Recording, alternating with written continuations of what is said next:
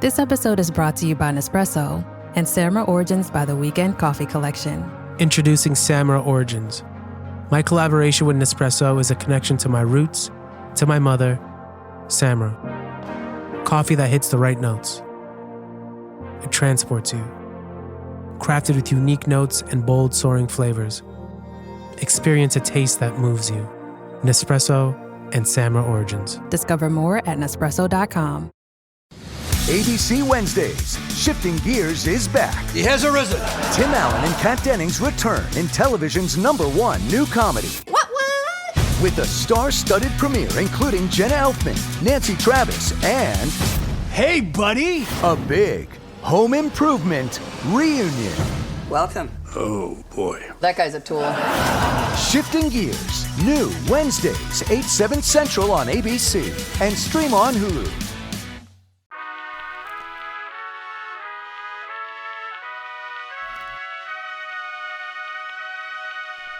Welcome to Worse Than You with Mo Fry Pasick. I'm Mo, and every week I'm asking today's most captivating artists how they got their acts together. This show is not about their best or most famous work. It's about the work that means the most to them, their creative process, and why they make their art.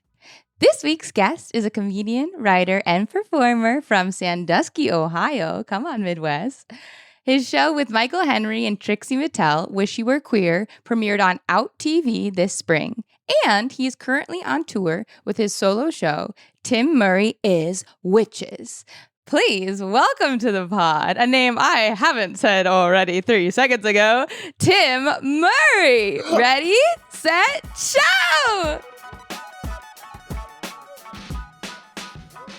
Mo, Babe. I'm so happy to be seeing your face. You're one of those people that there's like a witchy energy with us, just a happy joy, serendipity. It's serendipity. It's also like relief, where it's like if I was to run into you, which I literally have like across the world, it's kind of like, hey, what's like, oh, Yeah. you know what I mean?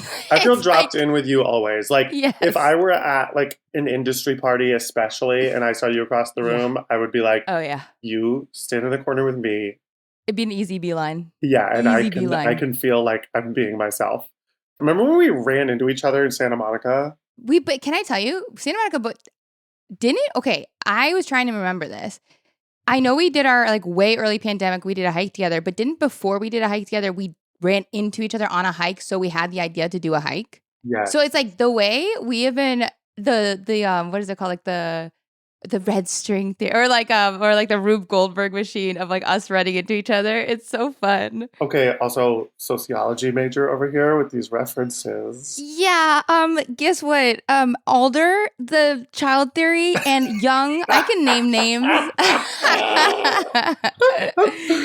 I do love how like I'll watch a TikTok and somebody will say an unhinged thing and then they'll just name a psychologist and then it's like, oh, it's legit. And they didn't even reference a psychologist. That person just named one. That's all I need. That's all my brain needs to be like, this is right. Okay, well, I love this because to the witchiness of it all, we're going to hop right in. Because listen, we'll talk your process, but I think serendipity seems to be already a part of it. And Wicca and honoring divine feminine magic is literally part of your show and artistry. And so for my listeners, before we get TTT off to the races, can you give them what we call a too long didn't read about your show, Tim Murray is Witches? Yeah. So Witches is like my hour of comedy that our friends like Matt Rogers and Catherine Cohen and Cola Scola have always been doing these like musical comedy hours. And I was like a musical theater gay who transitioned into stand-up. And I was like spending a lot of time trying to get away from the theater of it all to try to like prove to the comedy community that I'm a real comedian. And then I was like, wait, what am I doing? Like I should be doing what I want to do and what I love. And I saw Matt's Christmas comedy hour and I was like, wait a minute, this is like the kind of thing I want to do. Why have I been fighting this? And I remember like seeing Catherine's shows and being like, I should be doing musical comedy. So the idea just kind of like came to me, honestly, like lightning in a bottle after seeing Matt's show. And I was like, I want to do like a Halloween version of that. And then from there, it sort of evolved into this, like when I sat down to write, I was like, okay, what do I want to say about this? And I have this memory of like wanting to be a witch at Halloween and like wanting to just as a witch. But then my Midwest girly in the Midwest, it was like not okay for like little boys to like be a witch. No. So this show is sort of my story of that. Which is wild to think right now, where it's like, do you know what I mean? Where it's like we had so many like wise elder queers talking about like AIDS and like marriage. And it's like to think that like we essentially still were in a time where it's like you were not allowed to go anywhere near an expression of self as a child is like, Yeah. And it's like, yeah, it's crazy because that is such a huge creative and expressive and fun thing for a kid. So to have to like lie about it from age 5, like I remember being like, I guess I'll be a Power Ranger, I'll be the red one, you know, like whatever. I mean, the closest you could get was the pink one because it was the tomboy girl. Or not the pink one, the yellow one, yeah. I was obsessed with Trini. I wanted to be yellow Trini so bad. Yeah. I loved her. But yeah, like it's just sort of the story of that and there was like a very flamboyant gay kid in my elementary school who got like horribly bullied, but he like was very much himself.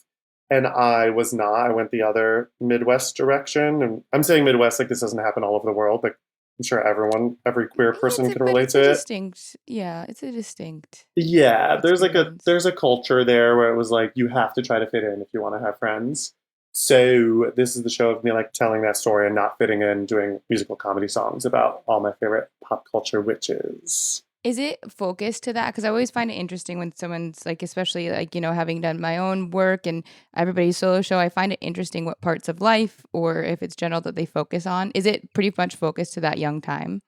It starts with that young time and then sort of carries on to where I am now and then calls back to the end with this song called When You Have a Coven about like being an adult queer person and like finding your queer friends you can like go put on wigs with and talk about everyone you mutually hooked up with and like just and like what you and I were talking about, the feeling of course alchemize, a feeling like dropped in with people, that kind of thing.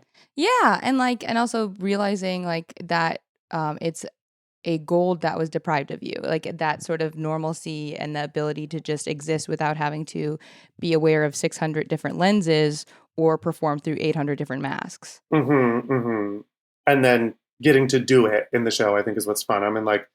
I basically I'm like fulfilling that prophecy that I wanted as a kid. I'm in like full witch drag and I do like an Ursula parody number and like it's Can fun. I tell you?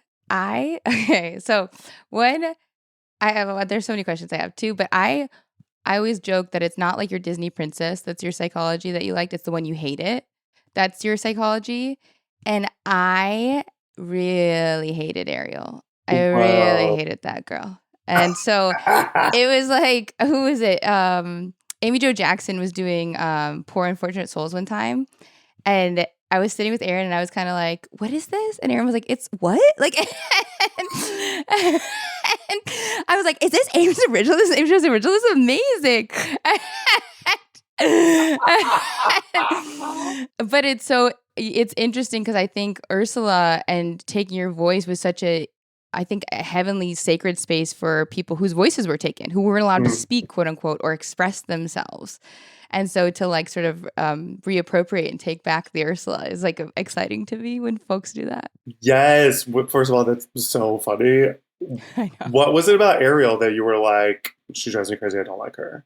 I like, because I was like very like fend for myself, like emotionally mature, very young, I felt she was too needy. I felt like she wanted too much and like was too like couldn't take care of herself or protect herself from, it's like, bitch, why are you out here singing for this girl? Like you should know better. Like it was very that like and I was like, oh, she's just like this like whiny girl who couldn't, like, I loved Mulan so much.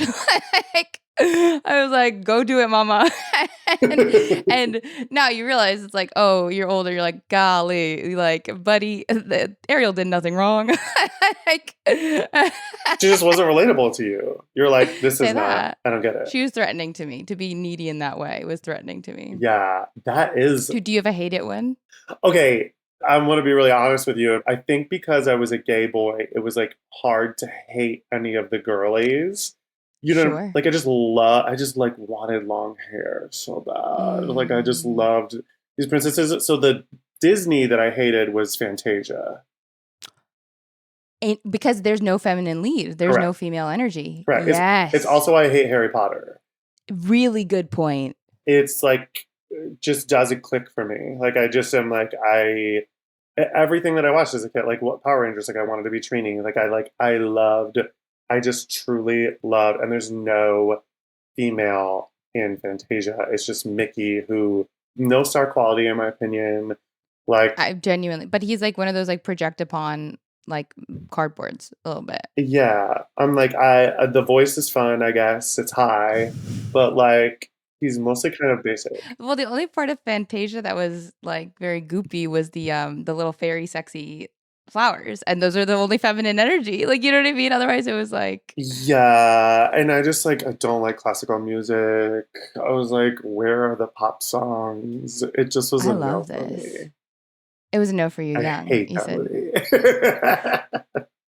But you know what's so funny is I wonder how like kids grapple with that disdain, like when you didn't like those things and you were drawn to the femininity, yet you still had to have sort of a mask on, like not even like, when you're in high school, you're okay at it, you're good. You're like, oh, that she's pretty or whatever. But like, it's like, how did you work through that at a young age that, who wanted to wear dresses? That is such an amazing question because I think I was really good at it really young, and I think it kind of fucked me up.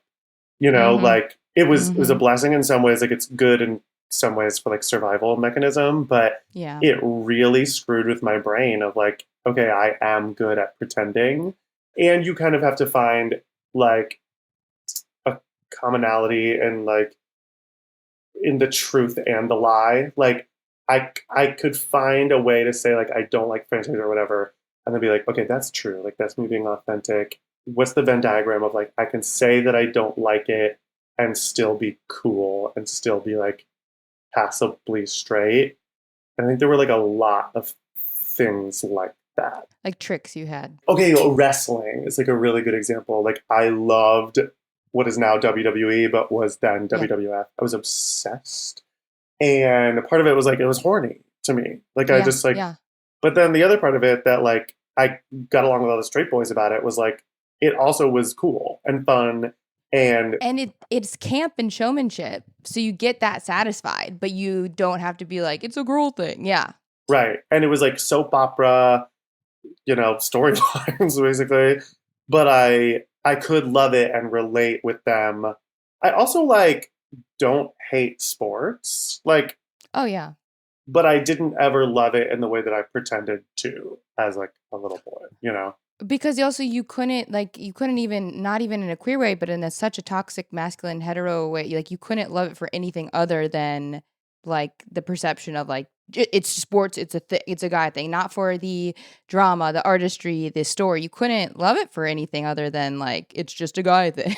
Right. And what I do love Like, about it is like the adrenaline rush of like yeah. I just went back to my old high school because my niece is cheerleading for the football team. So we went to go watch Wow. the game, which was harrowing. And I just like, That is harrowing. dude, I was like, who am I going to see here? And like, I was just, all My of nervous system would be on fire. literally, I was like, I'm hating everything about this. And I was also like, I hate football. It was going to be so lame. No, the first play, the kicker punts the ball, and the person on our team Mm. catches the ball and then runs it back for a touchdown. Like the very first play. Let's go. And I Let's fucking leapt out of go. my seat. I was Let's like, "Ah!" let's fucking go. Yeah. Absolutely. And that's what I Yeah. love about like, figure skating. Like when they like land, like, the triple Mhm. axel lands, you're like, holy shit. Because it's crazy athleticism, period. It's not feminine, masculine, queer, whatever. It's just exciting. Yeah. Well, so I'm very curious because so when you're working with all these lenses, when you're becoming a creator, then and then you've been doing the show, it sounds like for almost like 4 years. About, I'm like, how does it? I don't know. I don't know if I'd be able to like hang out with that era of myself that long. Like, you know what I mean? Like it's like I love my inner child. I love the things I need it, but I don't know how is that like cycle been, that flow of staying with a piece that is kind of evergreen songs for other people, but is inspired by something that to you that is so attached?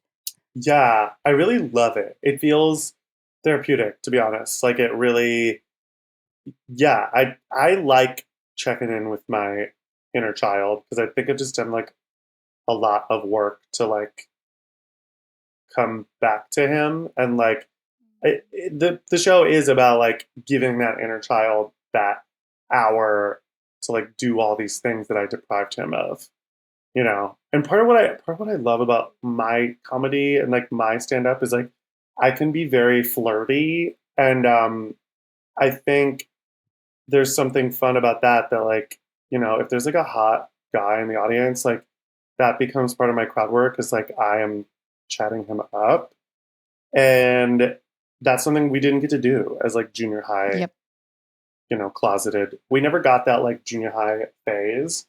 And that is, Mm. I kind of am like, you know, a flirty person. So it just feels really like I get to like really be myself for an hour in a fun way.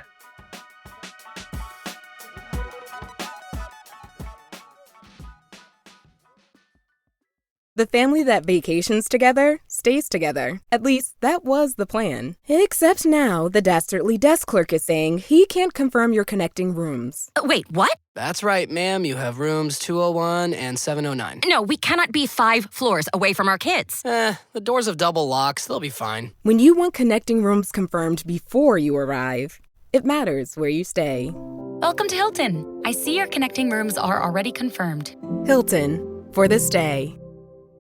Wish you could become a morning person? You know the type, up before the sun, early morning runs, first one to the office with donuts and a smile. How do they do it? Easy. With the new Galaxy Watch 8, sleep tracking and personalized insights from Samsung Health help you improve so you can wake up to a whole new you. One who, dare I say it, skips the snooze? It's possible. Train your sleep with Galaxy Watch 8. Learn more at Samsung.com. Requires compatible Samsung Galaxy phone, Samsung Health app, and Samsung account. That is so exciting. And also just free, right? Flirting is like, you have to have a measure of freedom, of lack of fear, of lack of, like, it just presence, of like, what's up? Yeah. Like, yeah. And there's something like inherently funny about it, I think, of like watching somebody like really try to flirt is, it's so relatable and so awkward. And the attempt itself is already endearing. So it's like all these layers. And then watching the person, because you're the performer, so there's already like, you're on a stage, there's an innate performance, and then watching the person trying to go through like, is this real, is this performance, is it Right. Yeah. Oh, there's heavenly layers. You got a lot of layers in all this. Yeah. I always say I think I was afraid for so long, like I was saying about the theater thing, being a jack of all trades, master of none. Like, I do improv, I'm a playwright, I'm an actor, I'm a stand-up comedian, and this show has been like my way of putting all that stuff into one show. Which is like the point, but we get so kind of gaslit.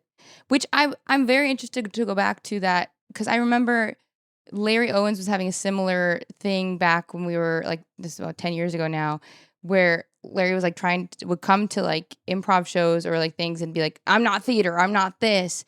And it's just so interesting to me, because then all the comedians don't see themselves as theater, and then it's this credit that you somehow are told you need to get before you're allowed to take up the space to do the thing.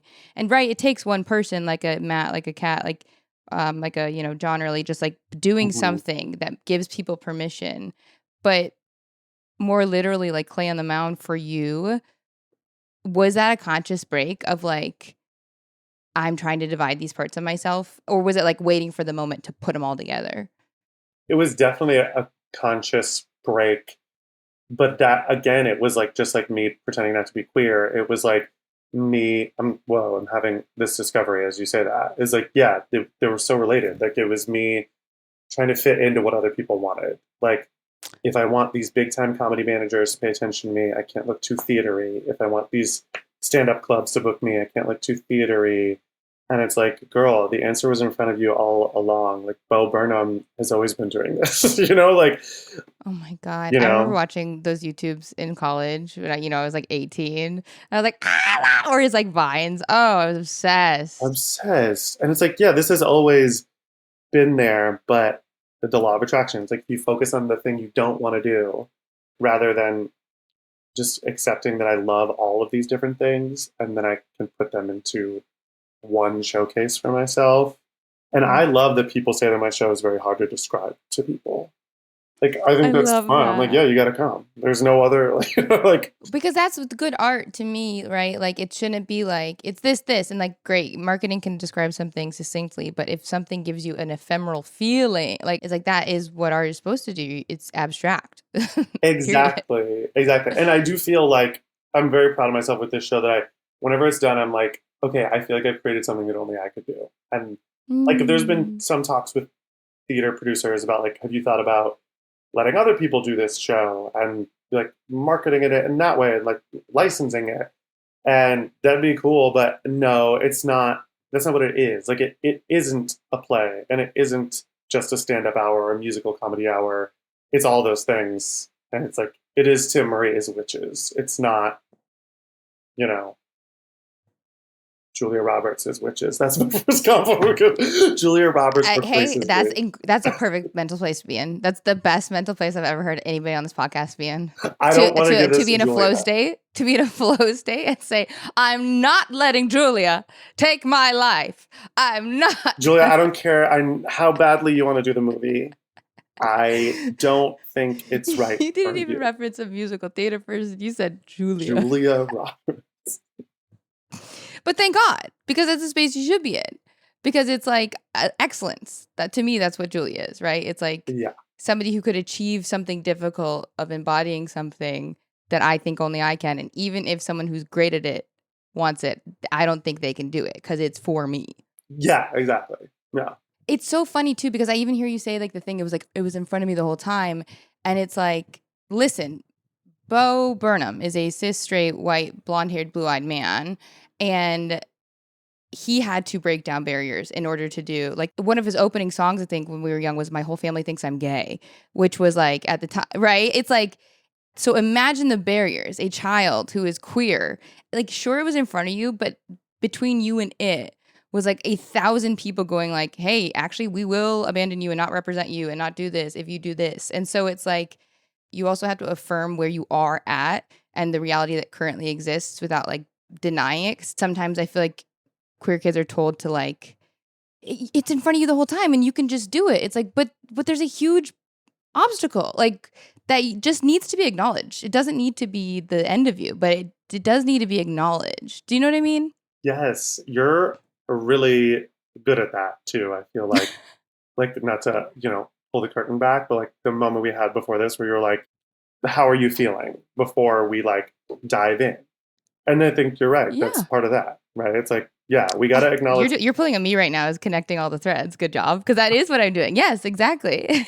Yeah, I think it's why you and I vibe so well. Because I think there's just, I feel connected to you in that way of like, if you want to have like a real authentic thing with somebody, you gotta talk about what is actually going on. Otherwise, we're just doing small talk and we're just going to stay on the surface. Yes. And well, that is why I feel dropped in with you, right? Because it's like, one, I think it's important to acknowledge all the ways people do that intentionally and not. Because sure, you can say like, people at an industry party are fake, whatever.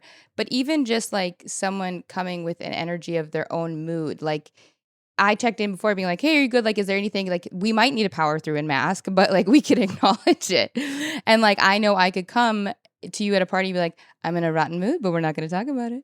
And I just need us to focus on something else and like acknowledge the thing instead of being like trying to power through and then worrying that I wasn't light enough or present enough. And then, not available enough because I'm also trying to fight a bad feeling. All it takes is like, but I don't think everyone necessarily can handle 1,000 things at once like that. Mm-hmm. I mean, I feel like what we're both saying is like some people vibe with what you and I like, which is that.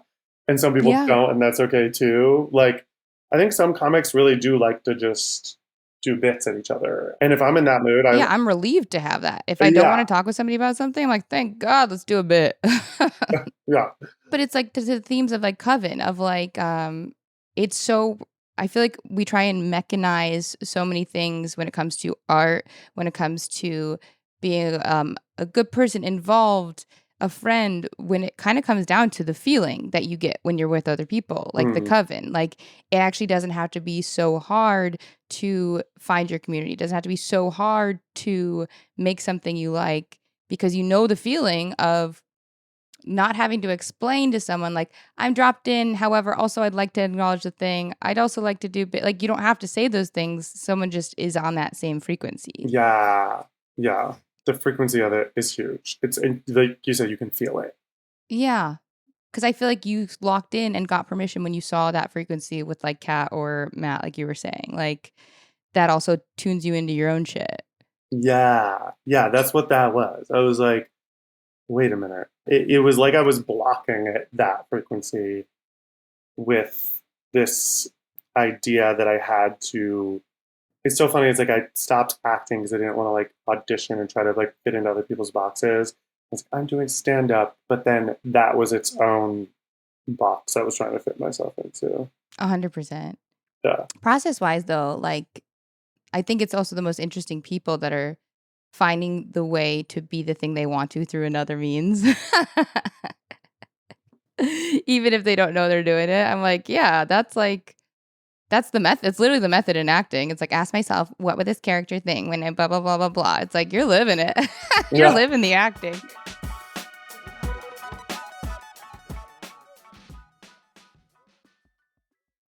I'm always looking for ways to show my cat how much I love her. And with Fancy Feast gems, I can pamper her whenever I want with a savory gravy on top of a gourmet mousse pâté. The pyramid shape makes serving simple, so all I have to do is peel and plate to make mealtime feel extra fancy. And with 2 entrees in every pack, it's easy to turn every day into the extraordinary. Fancy Feast gems.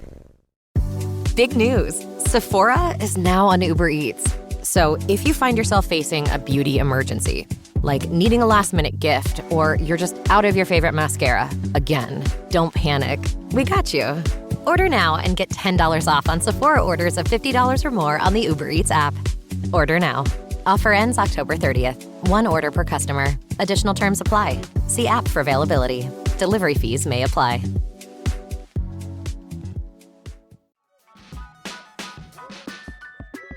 I'm so bummed that I didn't see you when we were at Fringe together. I was only there for like 1 week, so you were there for a million. Yeah, I didn't get to see yours either. I was so upset. I know. I was so bummed because I just would have loved to like be in that energy and that place with in you. That Jesuit church turned theater. Also, that like, oh my God, that experience is such a roller coaster. I know. Well, can I say what I need listeners to know? One of the most remarkable, so people know a little bit about at Fringe, there's a thing called flyering. It's essentially its own ecosystem where instead of posting on Instagram, like people find out in person about shows to go to because you have to hand out little flyers to come to your show that day. And Tim was out in Miss Edinburgh Times Square looking ass kind of energy of a space, fully dressed up, fully costumed as a witch, handing out flyers prior to a performance. And I walked past and I was exhausted. I was like, how the fuck are you dressed up like? I was floored, impressed, jealous, all of it.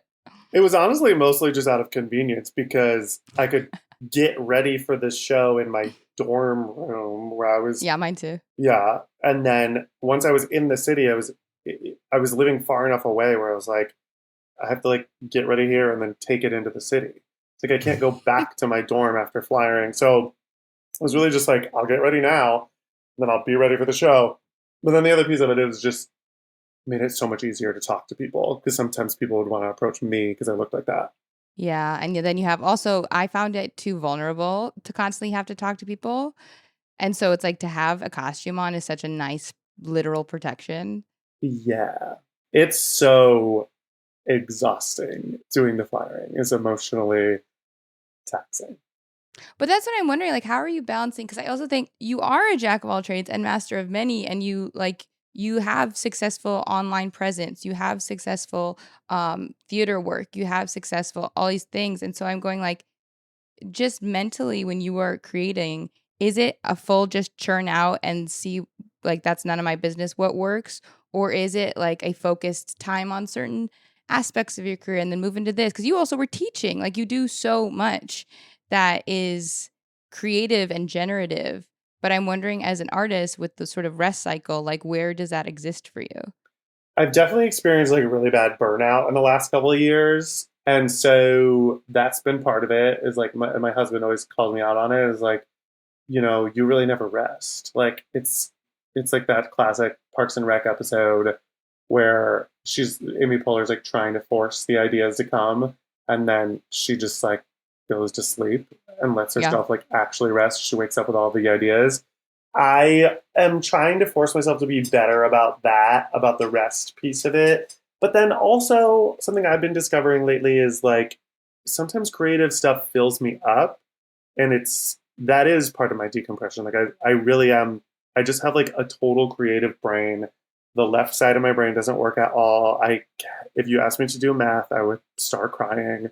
Okay, can I say something though? Isn't it psychotic that the left to me is like witches, left-handed, creative, but then they're telling me the right brain is the creative one? I'm like, right is math. What are you talking? Like feeling wise. Do you know what I mean? Yeah. Left feels like out of left field, like strange, A queer. little odd. Gauche. In fact, in French, we call it gauche because it's odd. I Yeah. go, okay.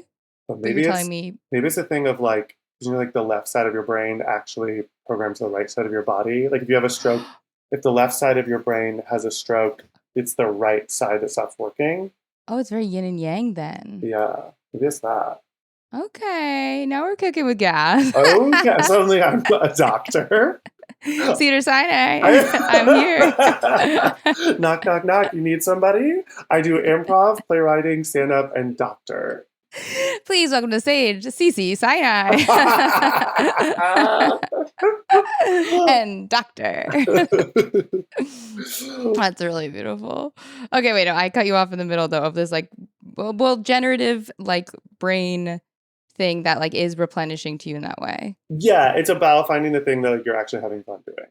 Like I do wake up every morning and write. I try to write. Like the thing that is Do you do the classic wake up and write? I don't do the classic journaling or whatever. Like I don't do that. It's never usually about my life, but I really do love writing scripts. Like I just always have. It feels creative and fun and comes easy to me. So I'm like working on different like screenplays or pilots or musical ideas, and I will wake up and work on that because I think the puzzle piece element of that is very fun to work on, and dialogue just kind of I can freely write. And then after I've done that for a little while and I've warmed up my brain, then I'll try to like write new jokes for stand up, which is a little more stop, start, and hard, or like write an idea to make for a video or a sketch or something.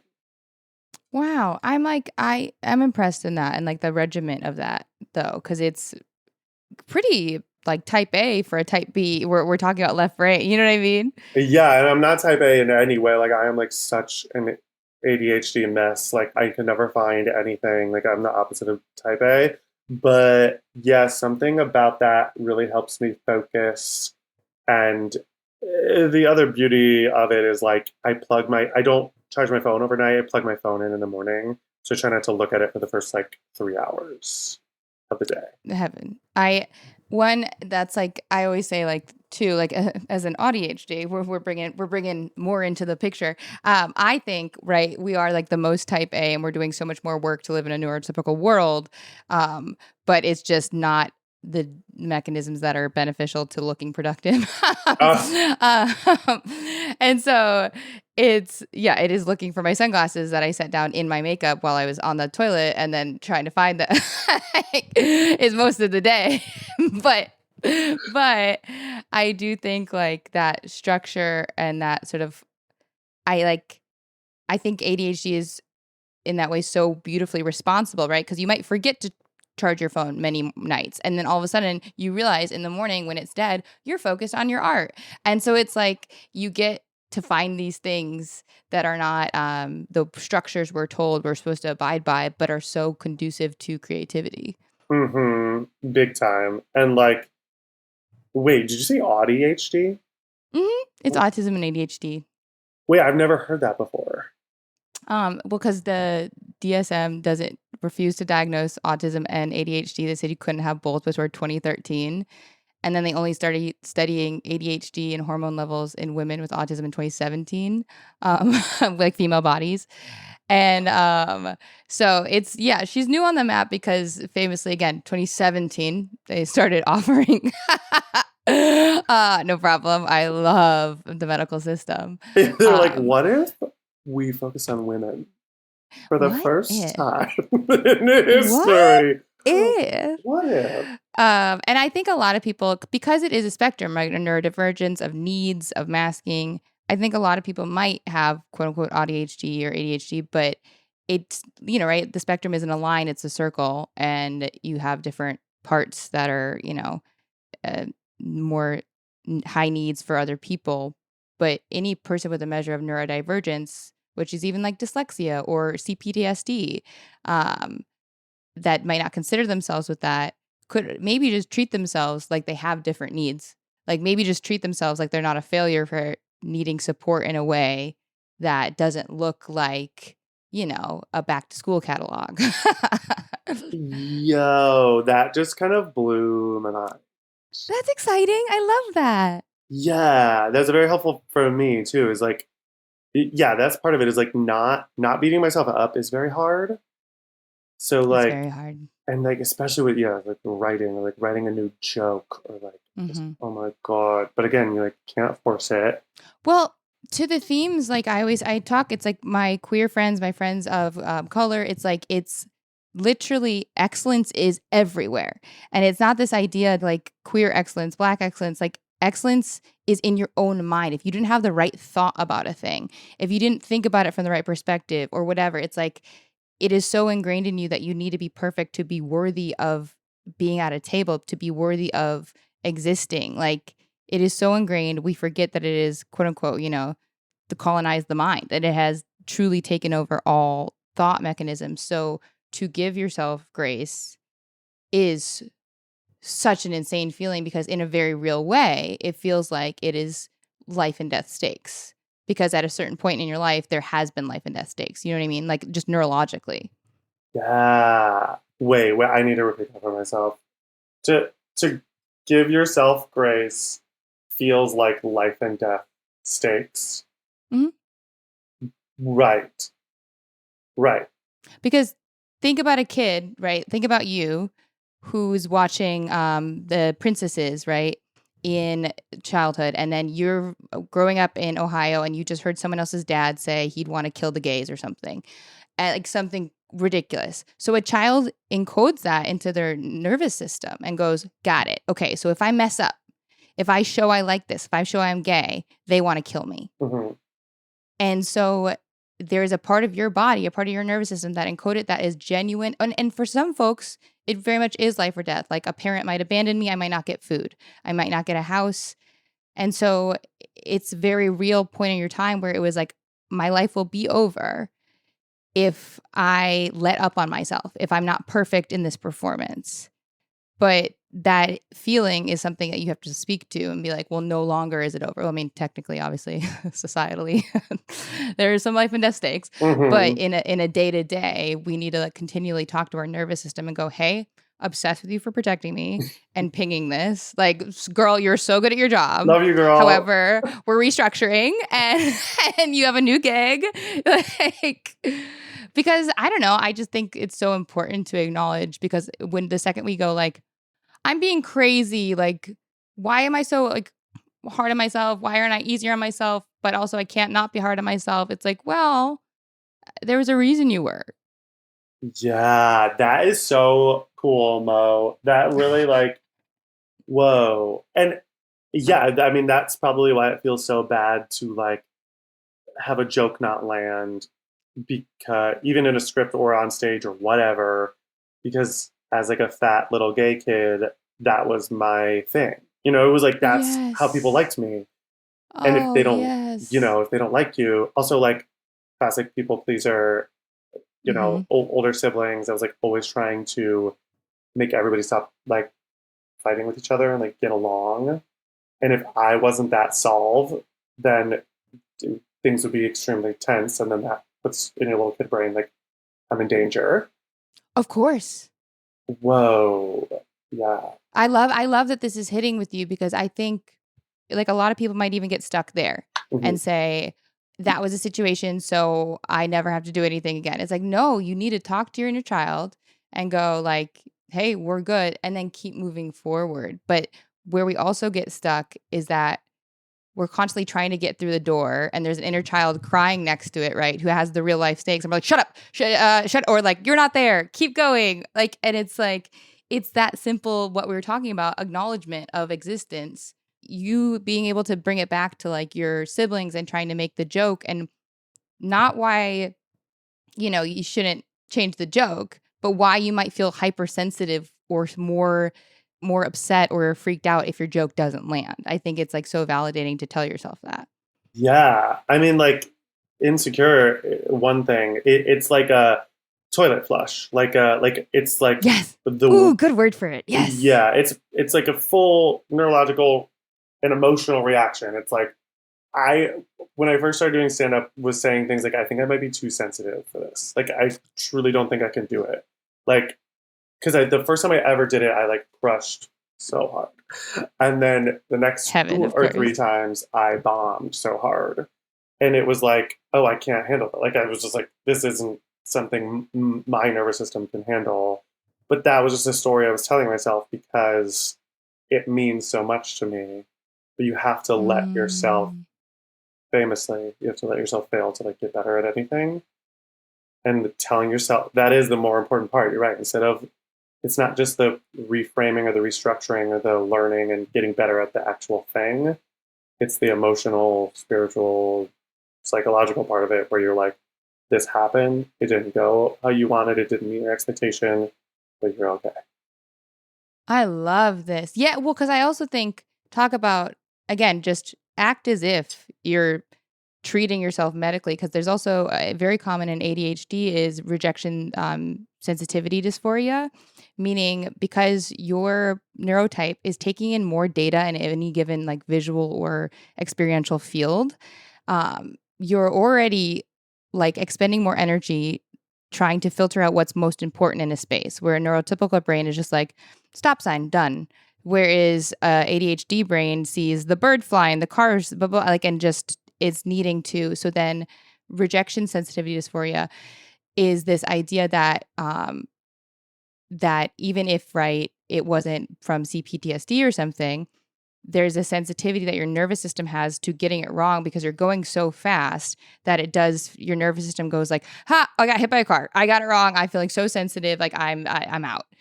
And again, people, I hate when people are like, well, diagnoses are all these labels. I go, you don't need the label, but you need to treat yourself as if maybe you have a different nervous system because you're an artist that's reacting differently. So why are you saying it's crazy? Like maybe it has value or maybe it is reacting to a past experience, but either way, it's happening. Yeah. And like you said earlier, I think it helps you grant yourself more grace. Yes, completely. That you're like, okay, if I'm aware of why, if I'm, instead of just being like, I feel crazy, if I'm like, Yeah. every time I'm trying to have a conversation with someone on the street and I'm hearing music or I'm hearing an ambulance or something, instead of being like, oh my, I can't listen to this. It's like, no, I know it's happening to me. It's okay that it's happening. Your brain works in a certain way. My husband is, speaking of ADHD, my husband is crawling underneath me right now to go to the bathroom. Obsessed. Tell him if he gets in the screen, I'm pissed. Oh, get out of here. Get out of here. He was I'm teasing. I'm teasing. Underneath me. But it's like probably why we spoke the same language so quickly, because that flexibility of like emotional thing, my husband's here, blah, blah, blah. You know what I mean? It's like, blah, blah, blah. It's like, yeah, there's flexibility. There's a lot going on. Yeah. I love this. Yeah. And granting yourself grace is like, that's such a good theme for me, and I just think for everybody. Like, that's what I would literally say all the time when I was teaching in these like rehab centers and mental health facilities. I was teaching improv and creative writing and comedy, and that was like always the thing. It's like, you know, in order to forgive yourself and your past self, and also just, you know, whatever is going on in that day, like just try to grant yourself grace. I think you're offering that with your show, though, because we're so hard on ourselves. But another queer person that sees your show is like, well, I love Tim. And am I bullying my inner Tim? No! You know what I mean? Like, it's really nice that you're able to like give them the lens to love themselves more. Ooh, that's like such a beautiful way to put that. And yeah, I think the cool thing about it has been, I think it also like hopefully expands to more than just the queer experience. Like I've had autistic people come up to me after the show and be like, this really, you know, spoke to me as someone who like feels othered. Or like there was a woman who's just like in her 60s, was like a straight woman who was like, I'm straight, I'm not queer, but I sat alone at lunch for like an entire year of my high school experience, which is a huge theme of the show. And she was like, this is for everybody who feels weird or feels different. And that makes me so happy. That's really heavenly. That's why, like, I also think I appreciate spaces that don't necessarily need your sexual identity to identify as queer. Because it's like, it is like, yeah, you're queer, baby. Yeah. I'm gonna let that alone at lunch lady in. I'm letting her into the you're queer, baby. QIA. Pick a letter. Yeah. Oh, this is heavenly. Oh, also, you know what radicalized me when it talks about giving grace, when you're talking about talking to someone on the street, to find out that most neurotypical brains can't hear electricity, like the like, or like the like off like a Wi-Fi, you hear like a tss, whatever the sounds are. To find out that I've been existing in a world where everyone's going like, why are you stressed out? And then to find out they also, especially fluorescent lights, they flicker at like 60 per second or whatever. They literally their brain cannot see the flicker. And so then I was wondering as a kid why I was able to like identify different light types, because ones are flickering, ones weren't. And so then when I was speaking to other people, they'd be like, oh, it's not flickering, because they're thinking about like a true flicker of like a light going out. But I'm talking about the micro sort of like shutter of a fluorescent bulb. And I was reading, the more I read, certain neurotypes just can't perceive those frequencies of light or sound. And so I think I worked through rage for about 2 months of like realizing how many times I had been told like I was sensitive or overwhelmed when I was in these pretty violent environments aesthetically. And then I'm going, oh, you don't even see what I'm seeing. Fuck you. Yeah. Fuck you. And I was so mad, but it helped me give so much grace to all the times where I was like exhausted, overwhelmed. But because it's like, guess what? If any of you are in a room where it's going, and the lights going, grrr, yeah, hun, you're going to get distracted. Hun, you're going to be freaking out, hun. Babes. I know. Dude, the sound of a bathroom fan makes me feel horrible. Like, I understand we have to have the fan on because otherwise it will smell like poo-poo in here. But if it's on, like, on the other side of the house, I can hear it and I cannot concentrate. Like, it makes me feel so anxious. Never told anyone that before. I love this. I love that you're saying that, though, because it's like you're probably just hearing, like, it's probably an old motor. It's probably high electricity. It's probably, you know what I mean? Like, and there's also different, like, audio spatial understandings with ADHD. Like, the values your brain hears sometimes are the far away ones, not the close up. That's why a lot of ADHD people are like, what? Huh? To their friends next to them. And I like, there's just so many things, right, that aren't readily available. But again, back to the grace, it doesn't matter, but as far as like diagnostically, but it matters when folks don't give you space, or you don't give yourself space for not being able to like hear, or to be annoyed by that fan. Like, it's like, yeah, you're experiencing it different. That's fine. Yeah, that's okay. And it's good to tell yourself, like, that's okay. And again, Don't worry about other people's perception. I like to cosplay like I'm super eccentric, like I'm David Lynch in a home sometimes. Because when I hear a tick, I go real telltale heart. I can't get it. I'm like, like What is that? I know. I'm like, where is that? Is that coming from above or below? I'm gonna destroy the place finding it. And so I like to just like give myself grace by being like, I'm an eccentric and I know art and I'm sensitive and my space is maybe gonna have rubber flooring. Oh, love that. I love this. Okay, well, we're getting to my final segment.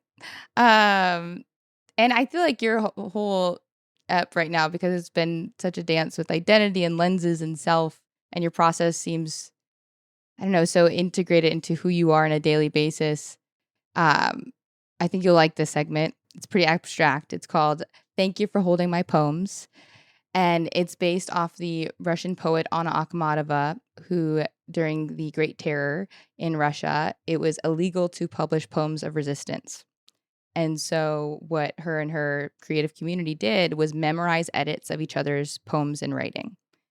And I'm constantly moved by that community having to show up to each other unfinished, raw, not perfect, and still memorize and concretize each other's work. And so to me, I call holding a poem based on that truly anything. Like my original poem was, someone giving me a compliment at my lowest moment, and I kind of like remembered I existed again. But it can also be like someone who lifted you up, or a piece of art you did that nobody saw that you were so proud of. It's such an abstract thing. But whatever comes to mind, I'd love for you to share, and we'll hold that poem for you. I would say, okay, when I was 12, I wrote like a fan fiction. I wrote like a fan fiction horror screenplay.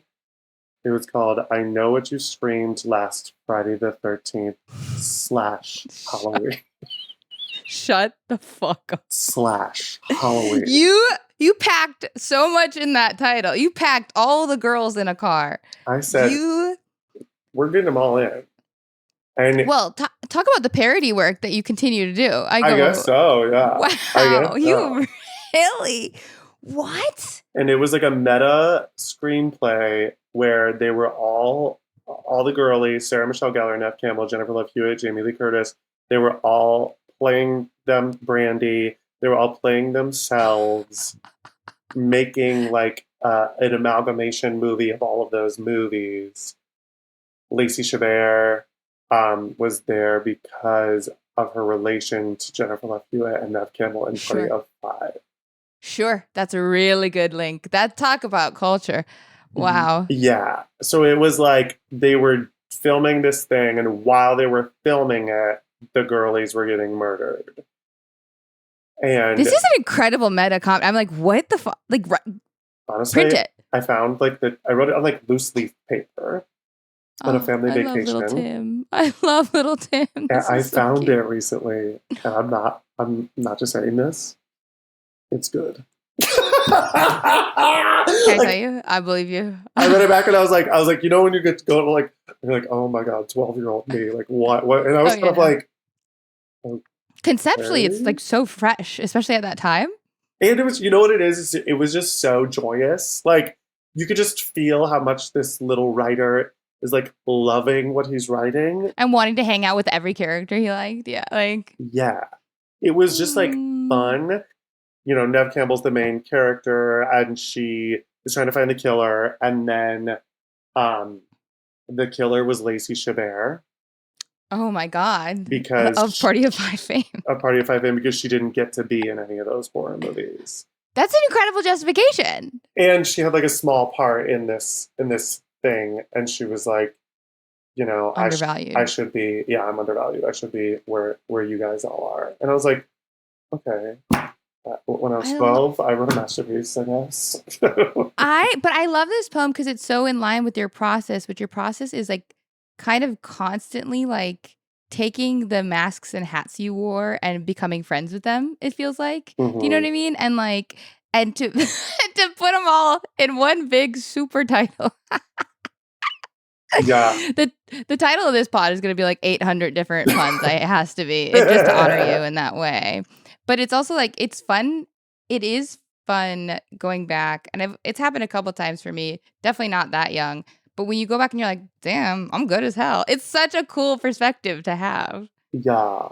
And the thing you said about masks and like making friends with them is so interesting because I'm like not one of those queer people that's like, oh, straight men, stay away from me. I had like a lot of like lovely, wonderful straight guy friends who like carried me through high school, who I'm going to one of their weddings in like a couple days. And I find that I try to find my way in, which is why I think I was good at that rehab job too, because, you know, oftentimes straight men have like such a toxic mask guard up. But like, I find that I'm pretty good at cracking that. And I really enjoy talking to people who are different than me and like finding out our commonality. Yeah, because it feels like you're seeing in them in a way they might not see in you. It's like, oh, we both, like with addicts, right? You have to, there's a measure of shame, there's a hiding identity. Like, it's like, oh, I know that feeling. And like, you don't need to say that directly to just like relate to them in a way that's not othering them. Like, it's like, oh, I know an experience you've had and I'm here with you. Yeah. And that was like, the beauty of that job was like, it really did show me that like people are good at their core. And I hope we can get back to that as a society. Would you ever go back to that job, or was that like fully?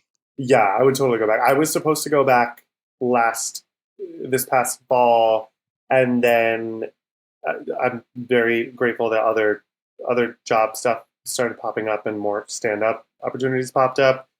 And I'm not really in LA anymore. I'm like kind of, and that's where the job was. But if I ever go back to LA, I'll absolutely, which I hope to, I absolutely will go back to it. I honestly just love it.